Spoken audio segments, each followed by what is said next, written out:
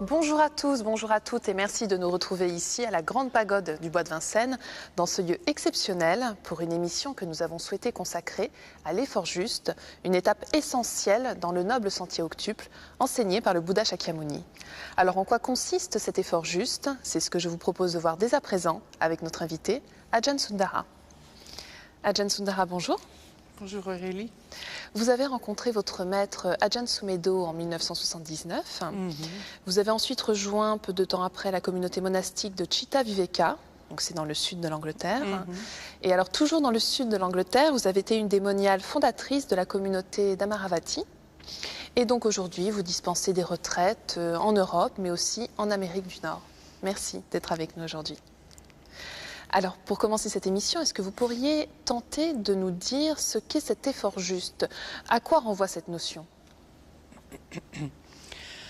Eh bien, l'effort juste, comme vous l'avez dit, est un des liens du sentier octuple qui est composé de 8 points, souvent résumés en 3, c'est-à-dire l'éthique, la méditation et la sagesse. L'effort juste fait partie de la section méditation avec la concentration juste et l'attention juste. Dans sa définition, dans les textes, il est composé de 4 phases.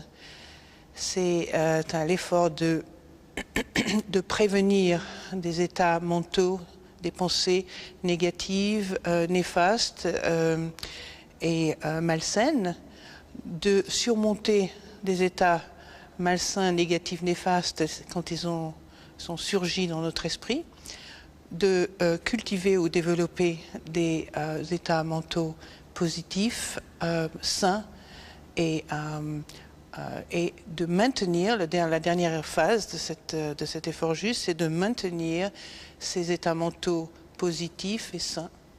Alors, ce qui est important, c'est vraiment de recontextualiser cet effort juste dans une vue d'ensemble beaucoup plus globale. Eh bien, évidemment, l'effort juste vous montre clairement vers quoi tend la discipline de l'esprit sur la voie de l'éveil. C'est une discipline qui permet à l'esprit de canaliser son énergie pour se diriger vers ce qui est bon, vers ce qui est positif et ce qui est sain, et de gérer les états opposés à ces qualités avec par l'effort de les prévenir ou bien de les surmonter quand ils sont apparus. C'est tout l'aspect de l'énergie dans la pratique, évidemment, parce que l'effort juste sous-tend toute la voie du Bouddha. Sans effort, on sait très bien que rien ne se passe. Donc, quand on voit le chemin de l'éveil comme un moyen d'entraîner l'esprit à développer son potentiel humain, à manifester dans la vie des qualités de compassion et de sagesse, de générosité, de force, etc., de qualités positives, il est évident qu'on rencontre toute la difficulté que l'esprit a et les résistances que l'esprit a à être transformé pour le bien et pour tout ce qui est sain et bénéfique. En quoi cet effort juste est important dans toutes les circonstances de la vie, quelles qu'elles soient? C'est évident que ces 4 phases dont je vous ai parlé, on peut les développer dans quelques circonstances que ce soit, parce que où que nous soyons, nous sommes avec notre mental. Donc que l'on soit, je ne sais pas moi, un professeur, une couturière ou bien une danseuse, il y a plus l'état d'esprit est équilibré et libéré de négativité et de pensées, par exemple, de colère ou de pensées malsaines, plus on a de chances de faire un travail beaucoup plus efficace. Alors pour cela, il y a une qualité essentielle qui est celle de l'attention. Est-ce que vous pouvez nous en parler, Ajahn Sundara? Absolument. Comme je vous disais, l'effort juste est lié à tous les autres liens du sentier octuple. Ils sont tous interconnectés et disons le point primordial de ce sentier octuple, c'est la vue juste. C'est-à-dire s'il n'y a pas d'attention, s'il n'y a pas de connaissance de l'enseignement du Bouddha, non seulement au niveau des livres, mais aussi au niveau de la pratique, c'est-à-dire du regard, du regard direct sur le mental, il est très difficile de voir quoi que ce soit et donc d'être motivé à faire un effort quelconque. Donc plus on est apte à reconnaître ce qui est néfaste, négatif et inutile, plus on est motivé, on est vraiment, on retrouve en soi la force de passer à l'action pour justement se libérer de ces états mentaux qui empoisonnent l'esprit. Quelquefois, on parle de non-effort dans la pratique ou dans des enseignements spirituels, on parle de non-effort. Et en fait, ça peut être extrêmement mécompris parce que il y a des enseignements où vous vous dites il n'y a rien à faire, il n'y a pas d'effort à faire, il n'y a rien à faire.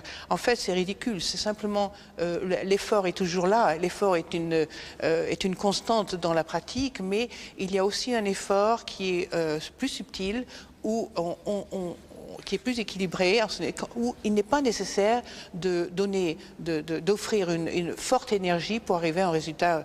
Et c'est ce qu'on appelle, dans la pratique de la méditation, quand on regarde l'esprit, par exemple, et une fois que l'esprit a assez de force pour être éveillé et maintenir cet éveil, on nous apprend dans la pratique à justement lâcher cette tendance à être très volontaire et à être accroché à des désirs, d'avoir des résultats, d'avoir de vouloir quelque chose de la méditation. Alors qu'en fait, la méditation est beaucoup plus, comment dirais-je, elle s'approfondit par le fait que on s'arrête d'être le doer, comme on dit en anglais, d'être celui qui est toujours constamment en train de faire quelque chose.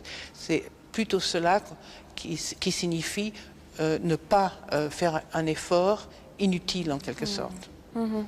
Donc en fait, c'est qu'il faut qu'on découvre un certain matériel pour pouvoir travailler ensuite dessus grâce à cette vision juste.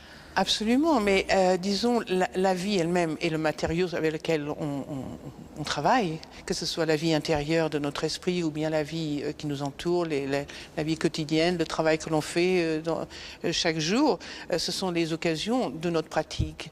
Et dans l'application de cette pratique, on apprend petit à petit à voir la subjectivité de notre esprit, combien notre esprit perçoit les événements de la vie, perçoit les choses d'une manière particulière ou générale, très influencée par les voiles de notre esprit, qui peuvent être des voiles colorés par la colère, des voiles colorés par la convoitise, des voiles colorés par la stupidité humaine, etc. Donc, dans la méditation, on nous apprend petit à petit, au travers de l'effort juste, ce rappel de maintenir des choses positives, ce rappel d'abandonner ou de surmonter des états négatifs, et aussi disons le contact direct avec ces états mentaux au travers de la méditation. Petit à petit, on lâche prise. Et ce lâcher prise, c'est peut-être pas un lâcher prise qui fait que l'esprit est libéré instantanément, mais c'est déjà une reconnaissance qu'il est possible de s'en libérer, possible de se libérer des voiles de l'ignorance, des voiles de la négativité. Donc c'est un aspect c'est une force qui nous est donnée quand on peut voir qu'on peut vraiment se débarrasser de choses qui sont qui entraînent disons notre esprit dans un état de malheureux. Oui, et alors ce qui est intéressant, c'est qu'en fait cela aura une influence sur nous-mêmes, mais aussi sur les autres, sur notre environnement. Absolument, parce que comme disait mon maître Ajahn Sumedho, une fois qu'on libère son esprit, qu'y a-t-il d'autre? Il n'y a rien d'autre à faire que d'aider les autres et que de participer, disons, à la vie d'une manière généreuse, d'une manière compassionnée, etc. Donc ce travail que l'on fait au travers de l'effort juste, au travers de la concentration juste, je donne 2 points, mais enfin, à travers de tout ce développement du sentier octuple, c'est vraiment, cela nous permet, on arrive à recevoir les fruits de la pratique qui sont vraiment cette... on se rend compte que nous pouvons influencer notre vie à chaque instant par la façon dont nous vivons notre mental. Par exemple, très souvent, on peut être pris dans des états extrêmement critiques envers nous-mêmes, qui fait que, naturellement, on est critique envers les autres. On est en colère envers soi-même, on manifeste la colère envers les autres. Donc, oui, alors qu'en fait, ce n'est que le reflet de notre propre conditionnement. Exactement. Et comme vous disiez au départ, ce développement de qualités bénéfiques, saines et positives, fait que on manifeste naturellement un monde qui est comment dirais-je, qui se repose dans ses qualités et influencer le monde d'une manière positive.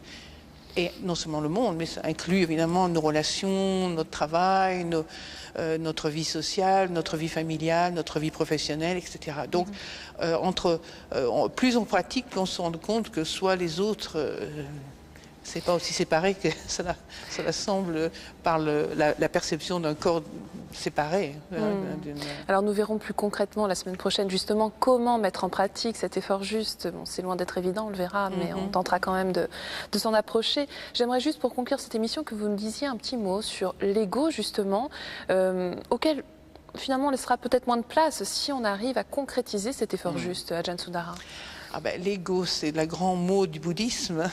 Les gens pensent qu'on doit se débarrasser de l'ego, alors que c'est absolument ridicule, parce qu'on ne se débarrasse pas de l'ego. On comprend le mécanisme que